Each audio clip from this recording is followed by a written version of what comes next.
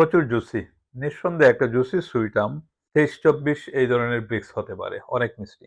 ককটেলের মানে যে জ্যাংটা যে ককটেল, হ্যাঁ, একটু স্ট্রং অ্যারোমা আছে।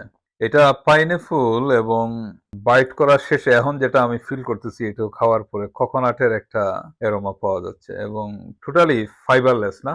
গুরুত্ব দেই নাই, কিন্তু এখন যেটা মনে হলো এটা আসলে দ্রুত বাড়ানো দরকার। আসসালামু আলাইকুম ওয়া রাহমাতুল্লাহি ওয়া বারাকাতুহু। সুপ্রিয় বৃক্ষপ্রেমী ভাই বোনেরা, আজকেও আমরা আরেকটা ভ্যারাইটি নিয়ে হাজির হলাম। আমার সাথেই আছেন তাহমিদ এবং তাসদিক। এই আমটা হলো পিনা কলাডা। পিনা কলাডা আমেরিকার গেরি জিলেরই আবিষ্কৃত একটা জাত। আসলে যতই ওর জাতগুলো আমরা হাতে নিচ্ছি, টেস্ট করতেছি, একটা থেকে আরেকটাতে আমরা আরো বেশি মুগ্ধ হয়ে পড়তেছি। দেখুন, ওর বাপ ছিল লরেন এইচ জিল। উনি একজন নার্সারিবিদ ছিলেন।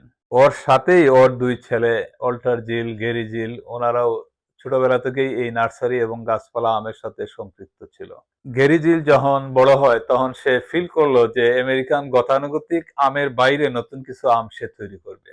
এই চিন্তা পরিকল্পনা নিয়েই কিন্তু সে 1992-94 সালের মধ্যে প্রায় 10,000 বীজ রোপণ করে আমের। এই 10,000 আটি থেকে আজকে যে জাতগুলা সারা বিশ্বে ছড়িয়ে পড়তেছে তার এই কাজের ফল। সিম্পল একটা বিষয় দেখেন, সিডলিং থেকেই এই জাতগুলা ডেভেলপ হওয়া।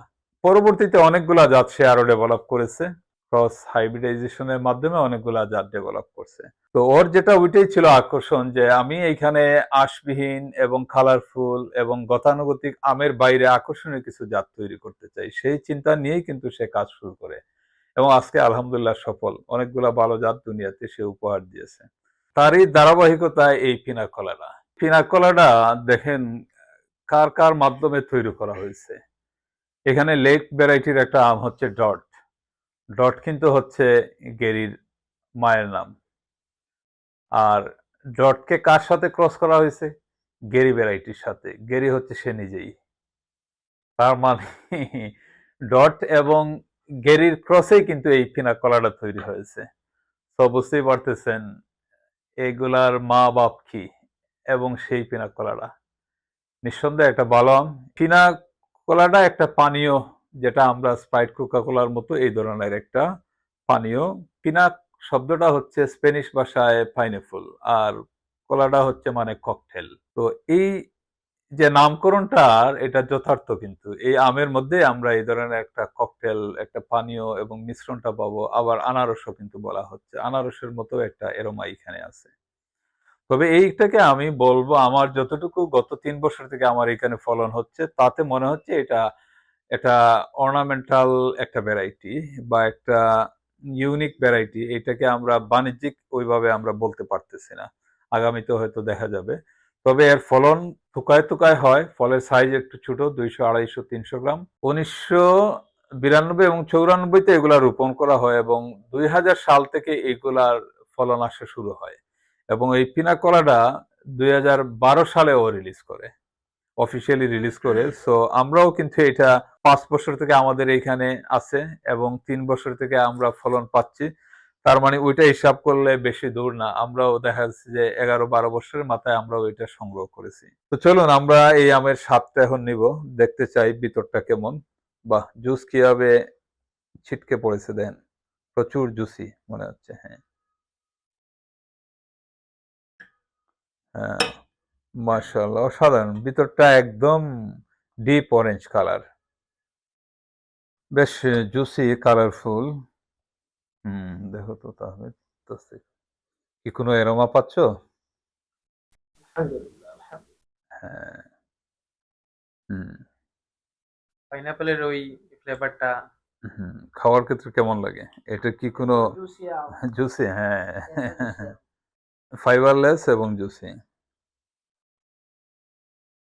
হুম, মাশাআল্লাহ। ককটেলের ওই যে হ্যাঁ, পিনা কলাডার যে পানীয় মানে যে জ্যাংটা ককটেল, যে হ্যাঁ। আচ্ছা, আচ্ছা, হ্যাঁ, এটা একটা ভালো জিনিস মনে করছো। একটু স্ট্রং অ্যারোমা আছে।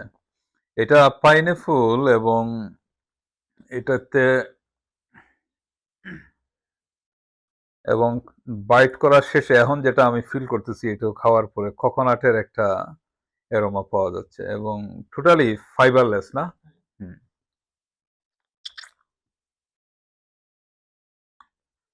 প্রচুর জুসি, নিঃসন্দেহে একটা জুসি সুইট আম। আমার মনে হচ্ছে এটা 23-24 এই ধরনের ব্রিক্স হতে পারে, অনেক মিষ্টি, এক কথায় অসাধারণ। এবং এটা একটা স্ট্যান্ডার্ড বা সেমি ড্রপ নেচারের গাছ বলা যায়। আমাদেরকে একটু সময় দিবেন, আমরা এখনো অ্যাভেলেবল করতে পারি নাই। আমার বাগানে এইটারই বলতে হয় যে একটাই গাছ, আমি গুরুত্ব দেই নাই, কিন্তু এখন যেটা মনে হলো এটা আসলে দ্রুত বাড়ানো দরকার। এবং যারা শৌখিন বাগানি, আমরা বাণিজ্যিক এখনো বলছি না, কিন্তু শৌখিন বাগানীদের জন্য একটা আমি মনে করি কালেকশনে থাকা উচিত। খুবই সুমিষ্ট একটা আম। হ্যাঁ, ইনশাআল্লাহ আমরা দেখি আরো দুই একটা হয়তো আমরা রিভিউ করতে পারি, ডিফারেন্ট স্টেজে আমরা করতে পারি। আল্লাহ হাফিজ।